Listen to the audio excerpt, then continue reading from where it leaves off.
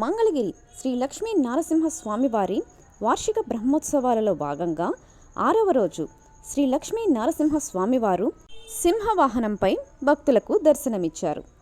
ఈ సింహవాహనోత్సవానికి మేళతాళాలు, కనక తప్పెట్లు, వేషధారణలు, బాణసంచాలతో శ్రీ లక్ష్మీ నరసింహస్వామివారి గ్రామోత్సవం వైభవంగా నిర్వహించారు. భక్తులు అధిక సంఖ్యలో పాల్గొని శ్రీ స్వామివారిని దర్శించి తీర్థప్రసాదములను స్వీకరించారు.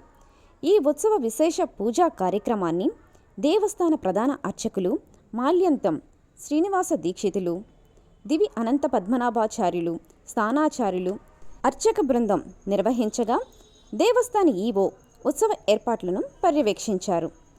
సింహవాహనంపై స్వామివారి ఊరేగింపు అత్యంత వైభవంగా జరిగింది. ఈ సందర్భంగా ఈ ఉత్సవ విశిష్టతను దేవస్థాన ప్రధాన అర్చకులు మాల్యంతం శ్రీనివాస దీక్షితులు వివరించారు. జయ నారసింహ, జయ జయ నారసింహ.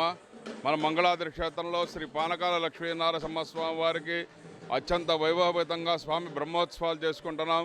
అందులో భాగంగా ఈ రోజున ఏకాదశి రోజున స్వామివారు సింహవాహనం మీద స్వామి దర్శన భాగ్యాన్ని కనిపిస్తున్నటువంటి స్వామి మనము దర్శన భాగ్యం చేసుకున్నట్లయితే గ్రామాల్లో సింహం నీరు అని చెప్పడం స్వామివారు, అదేవిధంగా పక్షుల్లో గరుత్మంతుడు నీరు అని కూడా భగవద్గీతలో స్వామివారు చెప్పారు.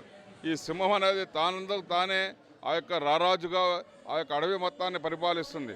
అటువంటి ఆ యొక్క అడవి రాజారెడ్డి సింహాన్ని ఆ యొక్క వాహనం మీద మన నారసింహస్వామిని దర్శనం చేసుకున్నట్లయితే మనం చేసే వృత్తిలో అన్నిటిలో కూడా మంచి పదవి ఉండి మంచి ఉన్నతమైన స్థానంలో ఉంటామని చెప్పేసి మన పురాణాలు చెప్పబడ్డాయి. కాబట్టి అటువంటి నారసింహుడు శ్రీ రాజ్యలక్ష్మి చెంచులక్ష్మి సమేతుడై సింహవాహనం పైన దర్శన భాగ్యాన్ని కల్పిస్తున్నారు. కాబట్టి మనం అందరం కూడా ఈ రోజున ఆ సింహనారసింహుడిని దర్శించుకొని వారి యొక్క దివ్య మంగళ శాసనాలు పొందవలసిందిగా కోరుచున్నాం.